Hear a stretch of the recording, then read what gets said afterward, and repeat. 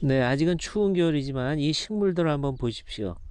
날씨가 추우니까 자신을 보호하기 위해서 짙은 자줏빛을 띠고 있기 때문에 앉아서 찬찬히 보지 않으면 잘 안 보입니다.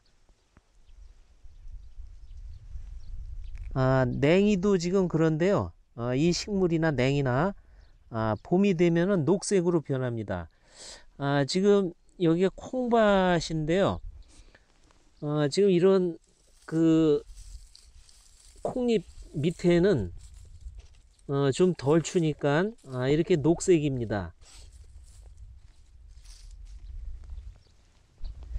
이 식물이 두해살이 풀 십자가의 꽃다지입니다.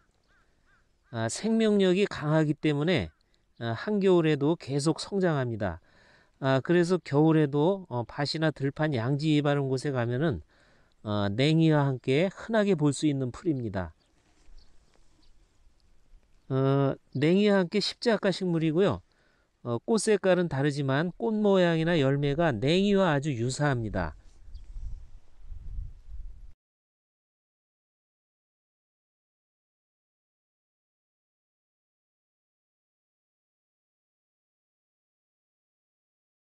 예, 좀 뽑아봤는데요. 아, 도구 없이도 손으로 아주 잘 뽑힙니다. 쏙쏙 뽑히고요.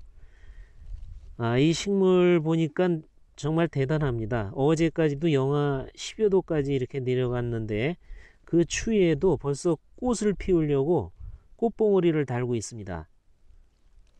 아직 벌어지지는 않았지만 안쪽으로 노랗게 꽃이 보이고 있습니다. 아무래도 이른 봄나물이니까요. 먹는 얘기를 안 할 수가 없는데요. 이 꽃다지 겨울에서 봄으로 넘어가는 철에 입맛을 돋궈주는 나물이자 약초입니다. 지금부터 뿌리째 캐가지고요. 살짝 데친 뒤에 참기름에 다진 마늘과 다진 파를 넣고 무쳐 먹거나 살짝 데쳐서 참기름, 김을 넣고 비빔밥을 만들어 먹으면 아주 별미입니다. 보들보들하고 냉이 맛과 향이 나기 때문에 누구나 즐겨 먹을 수 있고요. 된장, 고추장에 묻혀도 아주 잘 어울립니다. 나물밥을 만들어서 달래간장에 비벼 먹어도 맛이 있고요. 된장국에도 잘 어울리는 나물입니다. 꽃다지 된장국에도 다진 마늘과 다진 파, 채친 고추를 넣으면 더 맛이 좋습니다. 네, 이 꽃다지는 옛날부터 민간에서 나물로 먹으면 변비와 몸이 붓는 증상을 치료하고요. 섬유질이 풍부해서 다이어트에 효과가 있고 또 이뇨작용이 있어서 소변을 잘 나오게 해주는 나물이자 약초로 써왔습니다. 찬성질이기는 하지만 시니그린이라는 매운맛을 내는 성분이 들어있어서 몸을 따뜻하게 해주기 때문에 기침과 천식에도 써왔습니다. 나물도 약효가 있지만 이 꽃다지는 냉이처럼 그 생긴 작은 씨가 아주 많이 달립니다. 그 씨앗을 정력자라고 하는 중요한 약재로 쓰는 식물입니다. 남성의 정력이라는 말과는 다른 의미인데요. 정자는 두루미를 뜻하는 말입니다.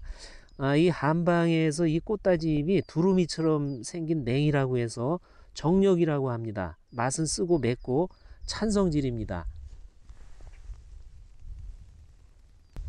네, 한방에서는 이 꽃다지 뿌리를 포함한 전초와 씨앗을 약재로 쓰고 있는데요. 특히 꽃다지 씨앗 정력자는 달여 먹으면 심장질환과 폐질환, 호흡곤란 등의 효능이 있는 약재입니다.